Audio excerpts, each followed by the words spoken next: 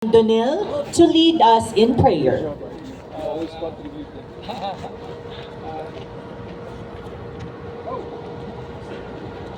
Okay, let us pray po. Heavenly Father, we thank you for this day. We thank you, Father God, for gathering each every one of us. And Lord, we thank you and we acknowledge you today, Father God. Lord, as we continue this activity, may you please guide and protect every participants and also the organizers. And Father God, we pray that you would continue, Father God, to give us strength. Father, we commit to you everything. Please forgive us from our sins. This we ask in Jesus' name we pray. Amen. Yeah, thank you, Sir Keith. So before natin ituloy, baka pa rin natin i-rundown muna yung program natin for this activity. So, ayan, we will be having po a warm-up exercise after this preliminaries. And then we will be starting na po yung fun bike natin. And after the fun bike po, balik po tayo dito. Huwag po tayong umalis because we will be having some topics po, exciting topics to discuss later on, especially for road safety. Ayan, and we'll be having, ayan po, may paraffle tayo, kaya wag po tayong umalis agad after this event. And we'll be having, of course, the closing remarks. Ayan, so back to you, partner. Yes, so I think everyone is ready. And of course, our special guest is also ready for his welcome remarks, partner. Ayan, so we are again honored that he is here with us po, an advocate also of biking po for our event. May we call on our honorable, our debonair, dashing Mayor Benjamin Magalong.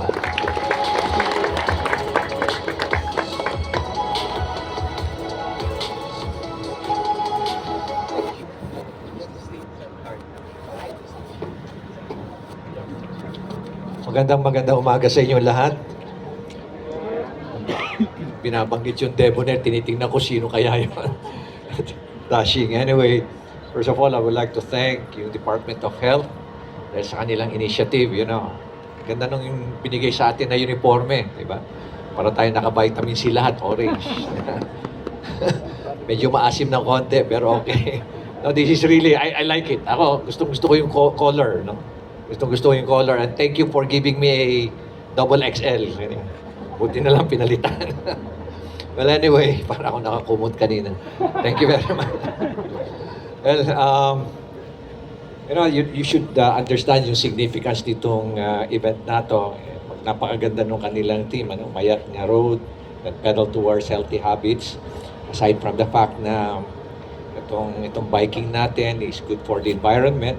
We're lowering down our carbon emission. By the way, meron tayong commitment na kailangan by 2050 for the city of Baguio, dapat zero na ang carbon emission natin, meaning net zero. Ibig sabihin, ito yung na-produce natin carbon, ito naman yung nasa-sequester natin na carbon. Dapat ang equals niyon equals to zero. So commitment natin yon, And that is a global commitment. Pumirma ako doon para gawin natin yon. So ngayon nga, kaya pinopromote natin itong biking, and I'm really glad na we started. I remember June 20 ba yun? July 20 when we started this with just 18 people. Ngayon, umaabot na tayo ng 300. Kuminsan, umaabot pa tayo one time, 400 tayo. So, thank you very much sa ating mga bike enthusiasts. Aside from that, maganda sa ating health, maganda sa ating physical well-being, maganda sa ating wellness program. So ang daming benefits nitong biking natin. But at the same time, dapat isipin rin natin yung road safety. So kindly continue to wear your helmet. Alam mo, probably Baguio is one of the most compliant when it comes to bike safety. Nakita nyo, bihira kayo makakita rito ng nagbabike na hindi naka-helmet. Medyo mas maporma pa nga tayo. Ako, maiikot ako sa ibang lugar. Makita mo, pag nagbabike yung mga tao doon, walang mga helmet, walang mga gears, walang mga ganitong mga attire. Talagang walang compliance sa road safety, unlike our bikers in Baguio na talagang very very compliant sila. So I would like to congratulate each and every one of you. Maraming salamat. You deserve a big round of applause. So once again, to the Department of Health, especially kindly express my and convey my gratitude to RD Meli Pangilinan. Pakisabi sa kanya, maraming salamat. And once again, we have a good, alam mo, isa to sa napakagandang uniforme na natanggap natin, no? Okay, sige. At thank you din sa kumot na binigay niyo sa akin kanina. God bless everyone. Please take care. I won't be able to join you during the closing. I have to peel off kasi meron pa akong event sa Philippine Military Academy. Take care.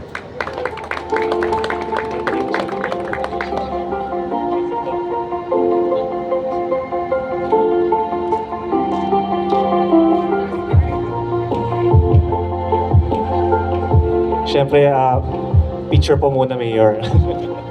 Ayan, once again, Ayan. palapakan po natin ang ating Honorable Mayor Benjamin Magalong. Yes, partner, nasa starstruck pa rin ako every time I see our Honorable Mayor.